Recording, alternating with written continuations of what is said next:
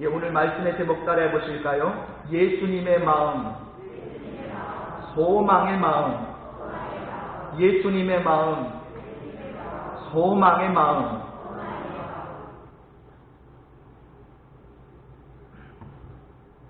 자, 단테가 쓴 신곡에 보면 지옥의 입구에는 이런 글이 붙어 있다고 합니다. 여기 들어오는 자는 모든 희망을 버려라. 희망이 없는 것이 지옥이며 반면 희망이 가득한 곳이 천국이라는 의미입니다. 희망을 성경에서는 소망이라고 번역되어 있죠. 그래서 기독교는 소망의 종교입니다. 오늘은 예수님의 마음 중에 소망의 마음에 대해서 함께 나누고자 합니다. 인생을 어떻게 보느냐에 따라서 우리의 인생이 달라지는 것입니다. 참된 하나님의 백성은 소망 가운데 살아가는 사람들입니다. 이 소망 때문에 흔들리지 않는 믿음으로 굳게 서서 살아갈 수 있는 사람들입니다. 그래서 예수님처럼 산다는 것은 바로 이처럼 소망 가운데 살아가는 삶을 사는 것입니다. 오늘 이 말씀을 통해 여러분들도 소망을 주시는 하나님을 깊이 경험하시기를 바랍니다. 그래서 소망의 마음을 품고 오늘도 낙심될 수밖에 없는 상황들을 믿음으로 이기며 승리하는 삶을 살아가시기를 주님의 이름으로 축복합니다.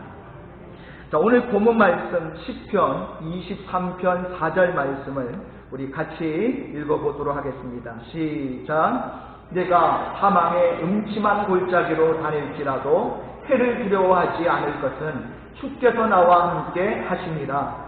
주의 지팡이와 막대기가 나를 안위하시나이다. 아멘. 여러분, 시편 23편은 우리가 너무나도 잘 아는 시편이죠. 그런데 우리가 너무나도 잘 아는 이 시편 23편을 묵상할 때 한 가지 큰 오해를 하고 있는 것이 있습니다. 그것은 푸른 풀밭에 대한 잘못된 인식이다라는 거예요. 예수님께서 푸른 풀밭에서 양 한 마리를 안고 계시는 장면을 그린 이 시편 23편에 대한 성화도 우리의 오해를 부추기고 있죠. 실제 이스라엘 땅에는 우리가 생각하는 그런 푸른 풀밭은 존재하지 않습니다. 요즘은 스프링클러로 이 물을 다 끌어와가지고 비옥한 땅으로 만들었기 때문에 그래도 조금은 그런 땅을 볼 수가 있어요. 하지만 다윗이 살았던 시대 때는 그 땅은 광야와 같은 메마른 땅이었죠. 그런 곳에서 양들을 먹이고 있었던 것입니다. 자, 그러면 오늘 이 시편 23편을 제대로 이해하려면 이 사막지대의 특징을 잘 알아야 합니다.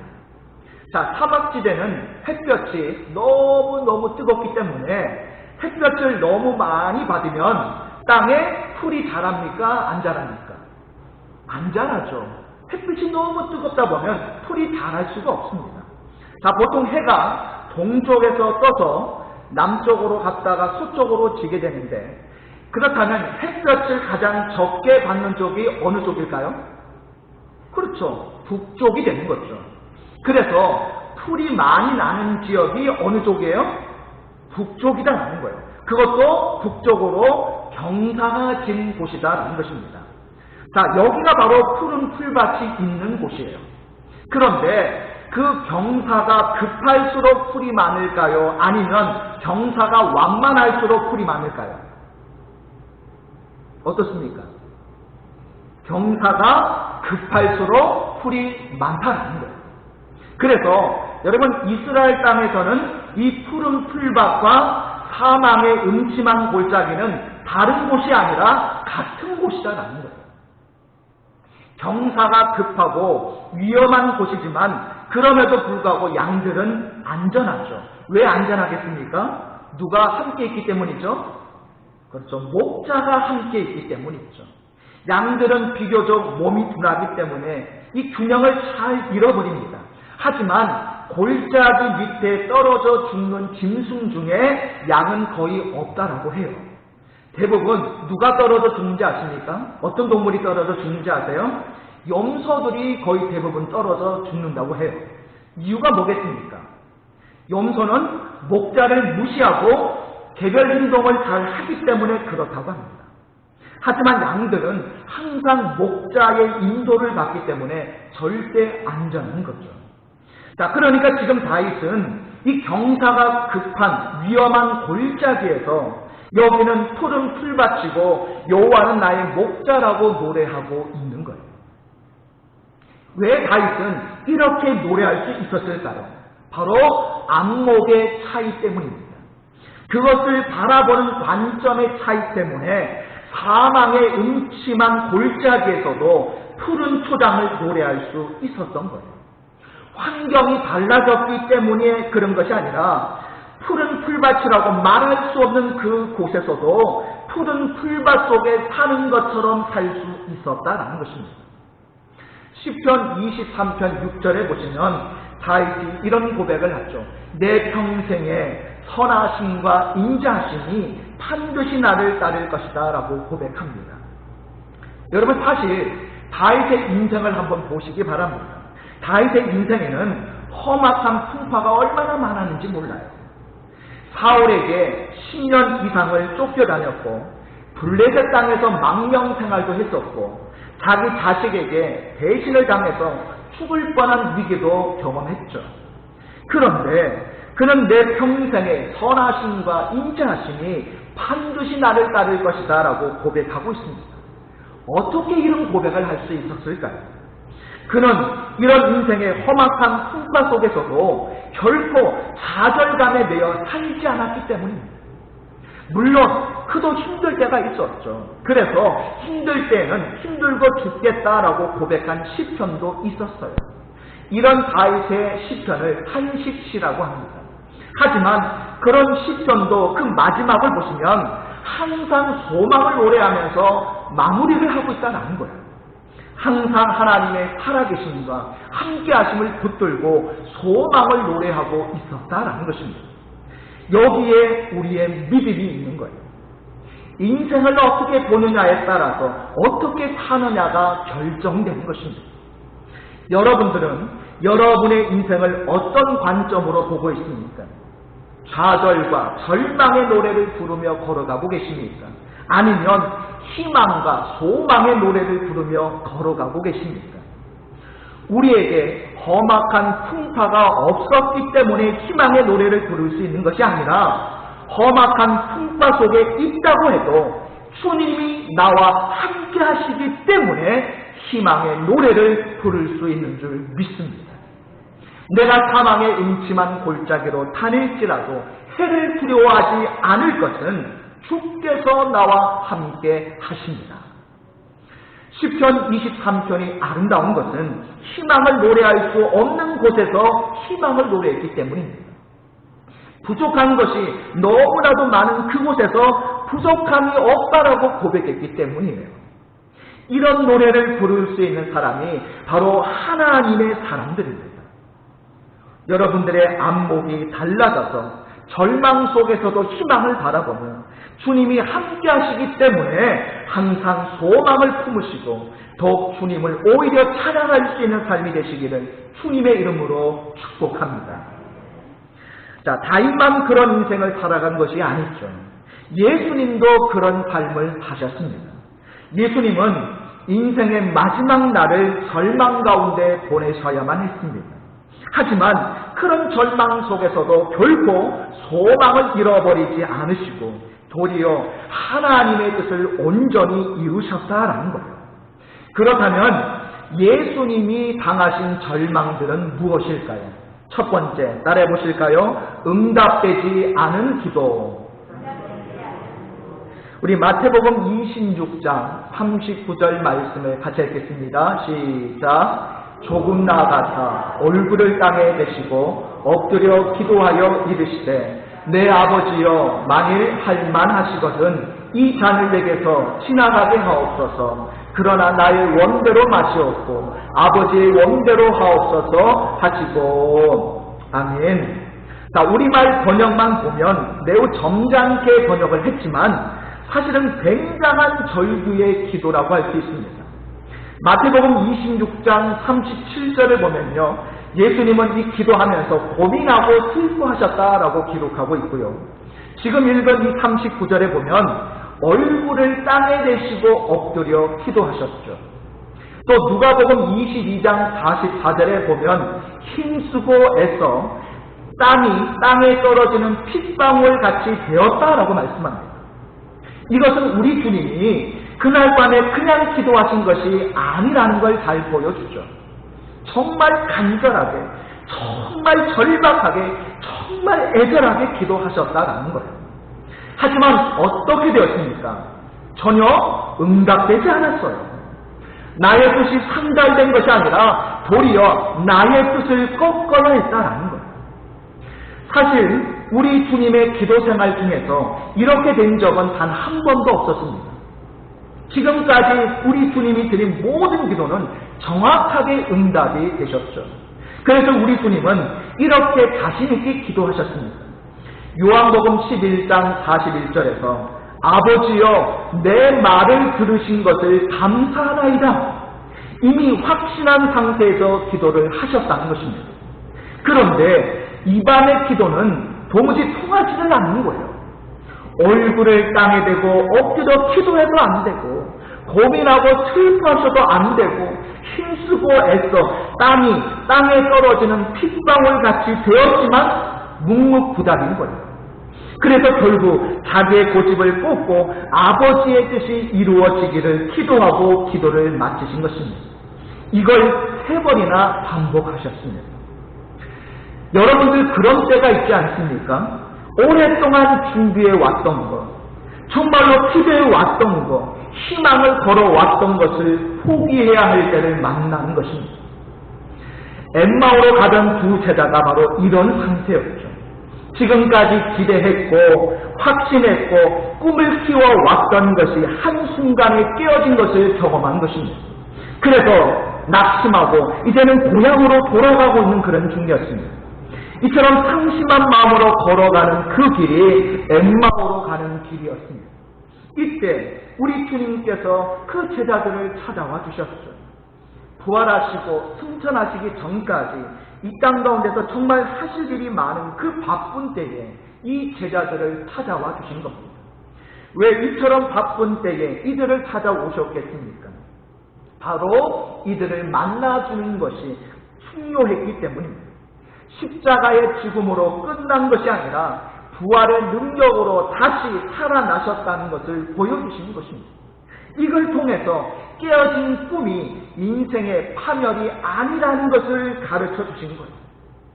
내가 기대했던 대로 일이 되지 않았다고 해서 하나님의 계획까지 무너진 것이 아니다라는 것을 가르쳐 주시기 위함이다라는 겁니다. 이렇게 되면 힘들어도 그 속에서 또 다른 하나님의 뜻을 찾아야 하는 것입니다. 내 뜻대로 되지는 않았지만 하나님 아버지의 뜻대로 되기를 원한다고 고백하며 나아가야 하는 것입니다. 바로 이것이 깨어진 꿈과 상심한 마음 가운데 우리가 걸어가야 할 믿음의 길인 것입니다. 우리 주님이 바로 그날 밤에 이것을 경험하신 것입니다. 또한 예수님이 당하신 절망은 무엇입니까? 두 번째 따라해 보실까요? 열매 없는 사역.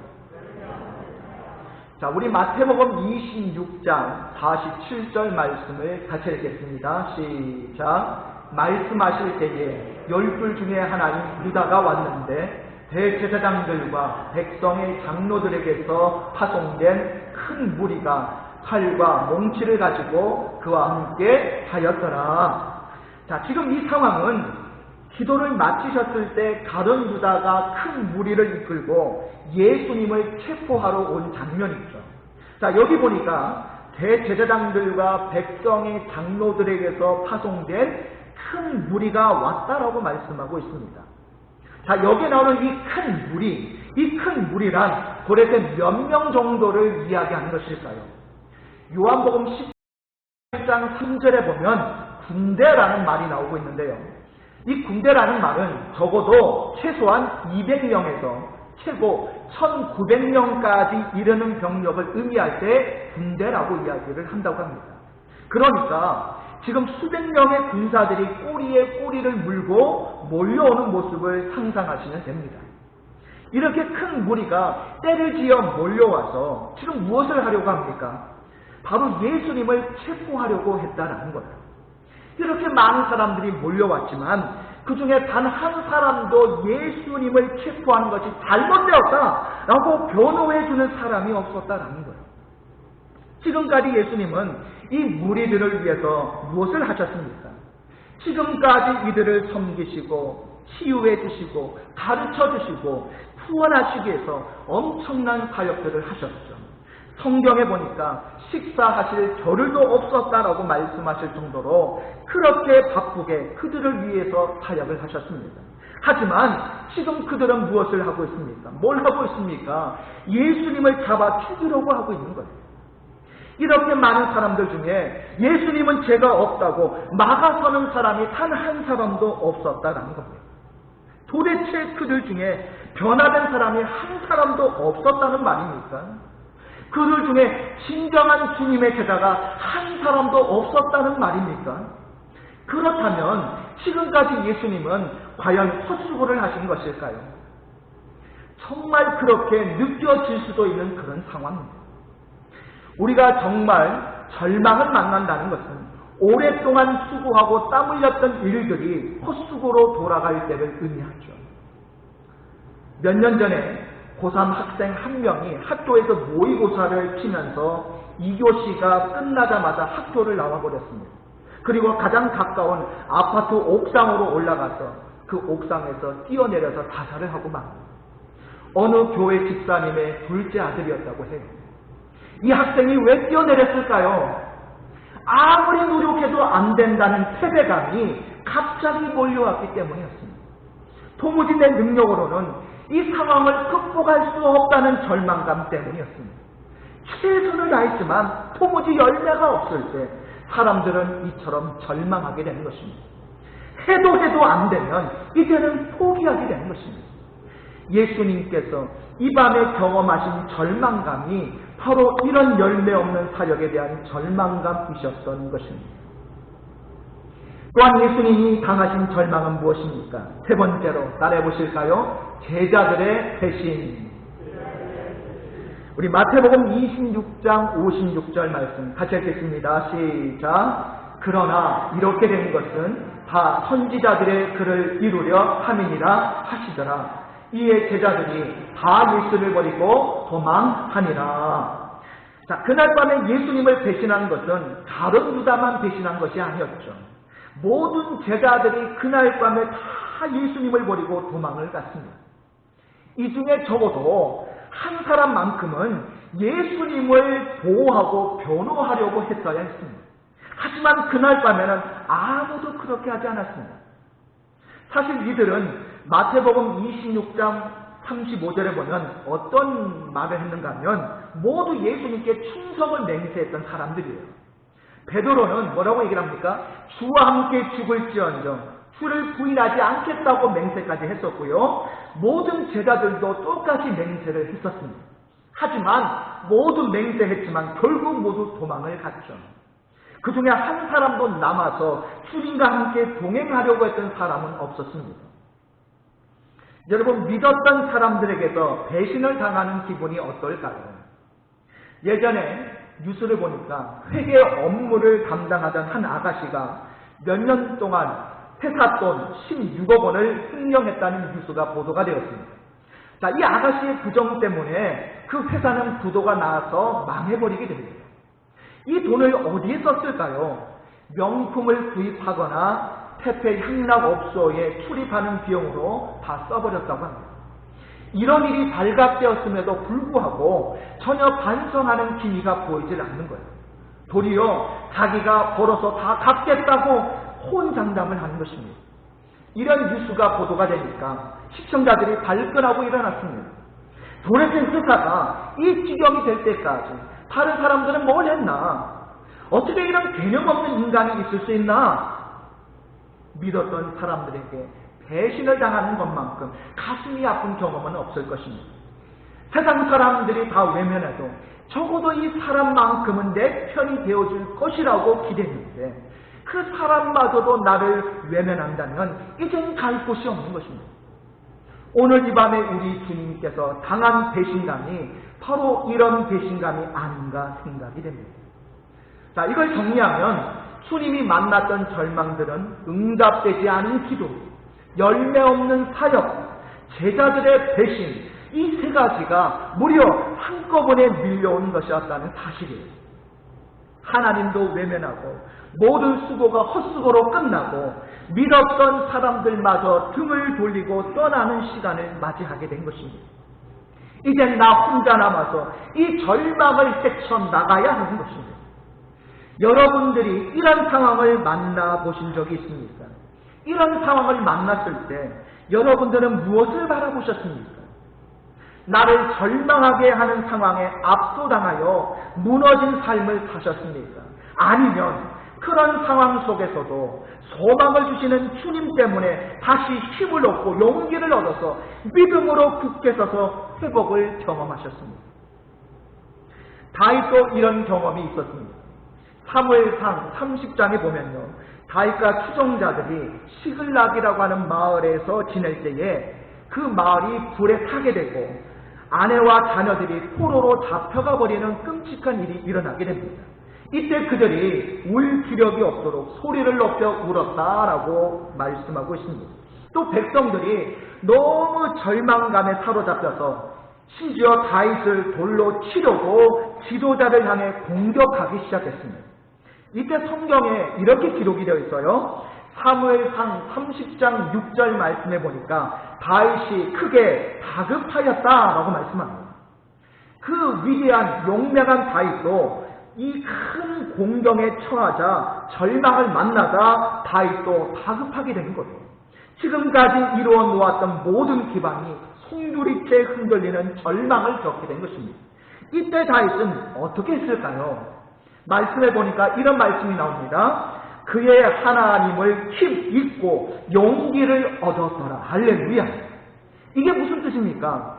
상황은 달라진 것이 없지만 나와 함께 하시는 하나님을 신뢰하면서 용기를 얻었다라는 거예요. 그래서 다시 하나님을 의지해서 모든 어려움을 극복하고 다시 일어서는 것을 볼 수가 있습니다. 그리스도인들도 삶에서 수많은 어려운 문제들을 만날 수 있죠. 하지만 이런 어려움 속에서 무너지는 것이 우리 믿음의 백성들의 정체성이 아닙니다. 우리는 어떤 어려움에도 불구하고 나와 함께 하시는 하나님 때문에 희망을 얻고 용기를 얻는 삶을 살아가는 바로 그 사람들이 우리 믿음의 백성들인 줄 믿습니다. 이런 믿음으로 늘 소망 가운데 승리하는 여러분들의 삶이 되시기를 바랍니다. 예수님은 이런 상황들을 만나셨지만 그 속에서도 희망을 버리지 않으셨습니다. 그것은 하나님 아버지를 정말 신뢰했기 때문에 가능했던 것이죠.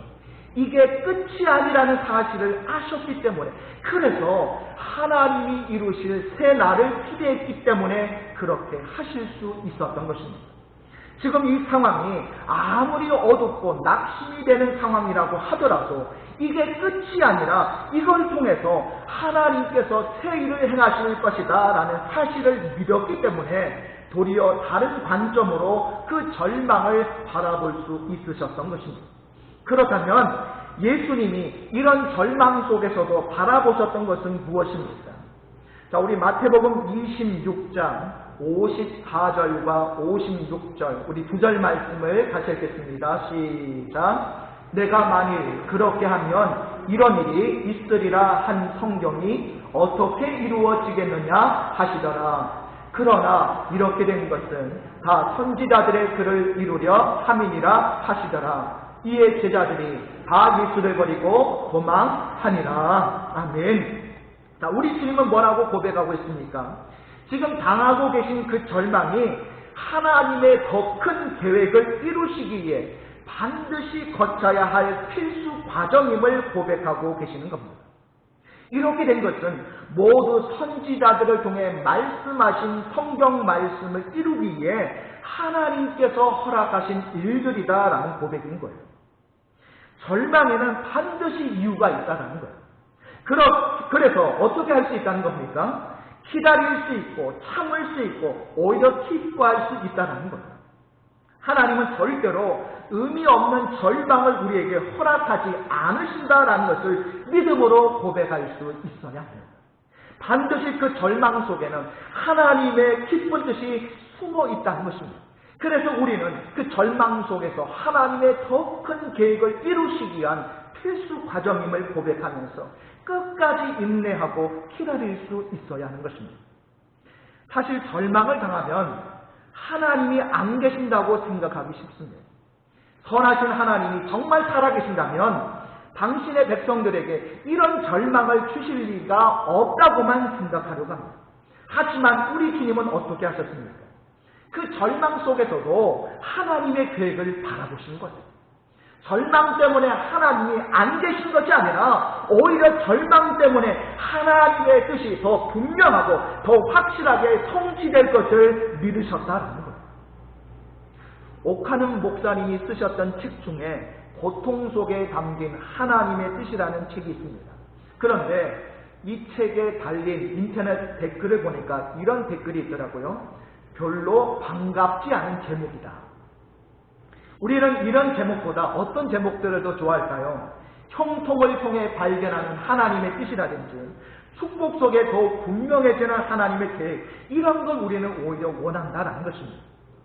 내려놓음이라는 책을 쓰신 이용규 선교사님의 설교를 읽어본 적이 있는데요. 누가복음 5장의 사건에서 우리의 관심은 깊은 곳에 갔더니 물고기가 얼마나 잡혔느냐에 우리의 관심이 있다라고 말을 하고 있습니다. 그래서 이런 본문의 제목도 깊은 곳으로 가서 그물을 내려라, 이런 식으로 생각하기 쉽다라는 거예요. 그런데 예수님의 관심은 어디에 있었을까요? 예수님의 관심은 물고기가 많이 잡혔다는 것에 있지 않다라는 거예요. 바로 베드로가 예수님의 제자가 되는 것, 예수님을 하나님의 아들로 인정하는 것, 베드로를 사명자로 세우시는 것에 있었다라는 것입니다. 우리의 관심도 이처럼 주님의 관심과 같아야 할 줄로 믿습니다. 이용규 선교사님은 계속해서 이렇게 설교하셨습니다. 베드로가 그걸 알았기 때문에 배와 고기마저 포기하고 주님을 따라갈 수 있었다는 거예요. 우리는 어떤 일이 일어나면 그 배후에 역사하시는 하나님의 일하심을 볼 수 있어야 합니다. 실패의 의미를 알고 나면 그 실패는 더 이상 실패가 될 수 없다는 것입니다. 여기에 저의 마음이 팍 꽂히게 되었습니다. 실패의 의미를 알고 나면 그 실패는 더 이상 실패가 아니다. 그러면 주님의 관심은 무엇일까요? 어떤 실패를 만났더라도 그 실패를 통해서 주님의 부르심과 사명을 깨닫게 되는 것입니다. 하나님께서는 나의 약점과 실패와 고통을 우리의 사명과 연결시키기를 원하신다는 거예요. 우리는 실패해도 하나님은 절대로 실패하지 않으십니다. 하나님은 오히려 우리의 실패를 통해서 당신의 계획을 더 분명하게 이루실 것이며 그 실패가 더 이상 실패로 끝날 수 없도록 우리 가운데에서 반드시 역사하실 줄 믿습니다. 그러므로 절망 속에서도 당신의 계획을 이루시는 주님의 뜻을 볼 수 있어야 한다는 거예요. 우리 로마서 8장 35절에서 37절까지 말씀, 우리 세 절 말씀을 우리 같이 읽겠습니다. 시작. 누가 우리를 그리스도의 사랑에서 끊으리요? 환난이나 곤고나 박해나 기근이나 적신이나 위험이나 칼이랴. 기록된 바 우리가 종일 주를 위하여 죽임을 당하게 되며 도살당할 양같이 여김을 받았나이다 함과 같으니라. 그러나 이 모든 일에 우리를 사랑하시는 이로 말미암아 우리가 넉넉히 이기느니라. 아멘. 자, 여기서 저는 이 표현이 가장 중요하다고 생각합니다. 그러나 이 모든 일에, 자, 이 모든 일이 무엇입니까? 자, 여기에 뭐가 나왔었죠? 환난이나 곤고나 박해나 기근이나 적신이나 위험이나 칼이 나오고 또 종일 죽임을 당하고 도살할 양같이 여김을 받았다고 말씀하고 있죠. 이 모든 일이 우리에게 발생하겠지만 그러나 이 모든 일에 우리를 사랑하시는 이로 말미암아 우리가 넉넉히 이긴다는 사실입니다. 하지만 우리는 어떻게 생각합니까? 이 모든 일 없이 이걸 더 좋아한다는 거예요. 이런 비참하고 비극적인 상황은 없어도 좋으니 그냥 넉넉히 이기게만 해달라고 기도하기를 더 좋아한다는 것입니다. 중요한 것은요, 환경이 변화되는 것에 있지 않습니다. 정말 중요한 것은 절망을 보는 우리의 시각을 바꾸는 거예요. 독일의 그 아우슈비츠 감옥에서 유태인들이 학살을 당할 때 감옥 안에 이런 사람이 있었습니다. 매일 깨어진 유리 조각을 가지고 깨끗하게 연도를 하고 날마다 희망찬 모습으로 살아가고 있는 젊은이가 한 명 있었어요. 주변 사람들이 그 모습을 보고 조롱을 하는 거예요. 아니 이렇게 하루가 멀다 하고 하루에 수십 명, 수백 명씩 끌려가서 저 가스실에서 학살을 당하는데 무슨 면도를 하고 있느냐. 하지만 이 젊은이는 희망을 버리지 않고 하루도 빠짐없이 면도를 한 것입니다. 독일군이 매일 사람들을 끌어다가 학살을 하려고 할 때에 이 젊은이를 보니까 얼굴이 너무나 생동감이 있고 늘 얼굴이 밝고 긍정적으로 보이니까 죽이기가 너무 아까운 거예요. 그래서 어떻게 합니까? 매번 사람들을 끌고 갈 때마다 이 청년은 제외시키고 다른 사람들만 끌고 갔던 거죠. 그렇게 해서 전쟁이 끝날 때까지 이 청년은 살아남아서 나중에 의사가 되어서 병원을 세우고 잘 살았다고 합니다. 이 사람이 살아남을 수 있었던 이유가 무엇입니까? 환경이 달라졌기 때문에 그가 희망을 가지고 살았던 것이 아니에요. 환경은 하나도 달라지지 않았지만 그 환경을 바라보는 그의 시각이 달랐기 때문에 그가 살아남을 수 있었던 거예요. 그리스도인이 세상에 보여줘야 할 모습이 바로 이런 모습입니다. 어떤 환경을 만나도 믿음으로 승리하며 살아가는 삶을 보여줄 수 있어야 하는 거예요. 여러분, 하나님께로 더 가까이 갑니다라는 찬양 아시죠? 이 찬양 속에는 이런 가사가 있어요. 고통 가운데 계신 주님. 이 가사가 있는데 이 가사의 의미는 우리 주님이 고통 가운데 계신다라는 뜻이 아니라 주님이 우리의 고통 가운데 함께 계신다는 그런 의미입니다. 이 가사를 썼던 하스데반 선교사님의 설교를 들은 적이 있는데요. 어느 날 아우슈비츠 감옥에서 일어난 이야기를 책으로 읽다가 이런 대목을 보았다라고 합니다. 매일 비참하게 죽어가는 현장 속에서 어떤 사람이 신앙을 굳게 지키는 모습을 보고 주변 사람들이 그 사람에게 비난을 하기 시작했어요. 아니, 하나님이 살아계신다면 왜 우리에게 이런 일들이 일어났겠느냐? 하나님이 계신다고 해도 지금 여기 우리와는 함께 계시지 않는다. 그때 한 어린아이가 전깃줄에 묶여서 처형을 당하고 있었습니다. 이걸 보면서 그 사람이 이렇게 말을 했어요. 하나님은 저 아이의 고통 가운데 계십니다. 여기까지 책의 이 내용을 읽고 하스데반 선교사님이 펑펑 울었다고 합니다. 하나님은 정말 우리의 고통을 외면하지 않으시고 우리의 고통 가운데 함께 하신다는 것을 깨달았던 것이죠. 우리는 고통을 당하면 하나님이 없거나 적어도 나와는 함께하지 않는 하나님이라고 생각하기 쉽습니다. 하지만 하나님은 여전히 우리와 함께 계실 뿐만 아니라 우리의 고통 가운데 함께 계시며 우리가 고통을 견디고 이겨낼 수 있도록 도와주고 계신다는 것을 믿음의 눈으로 보며 고백할 수 있어야 할 줄 믿습니다. 우리에게 절망과 고통이 찾아와도 우리는 이 절망과 고통 가운데서도 함께 하시는 주님을 볼 수 있어야 합니다. 거기서 변함없이 우리를 사랑하시는 주님의 크신 사랑을 오히려 고백할 수 있어야 합니다. 그래서 하나님을 멀리 떠나는 것이 아니라 하나님께로 오히려 다 가까이 나아가야 하는 것입니다. 영원히 주님만을 섬기겠다고 고백하며 가까이 나아가야 하는 것입니다. 절망을 보는 우리의 시각을 바꿔야 합니다. 이 모든 일 없이 되면 끝내겠지만 이 모든 일에도 불구하고 우리를 사랑하시는 이로 말미암아 넉넉히 이길 것을 고백해야 합니다. 실패의 의미를 안다면 실패는 더 이상 실패가 아닙니다. 환경은 달라지지 않았지만 이런 환경 속에서도 넉넉히 이기게 하시는 주님의 크신 사랑을 경험하면 아무리 힘들어도 우리는 얼마든지 소망의 삶을 살 수 있는 것입니다. 그때 기가 막힌 간증도 쏟아지는 거예요.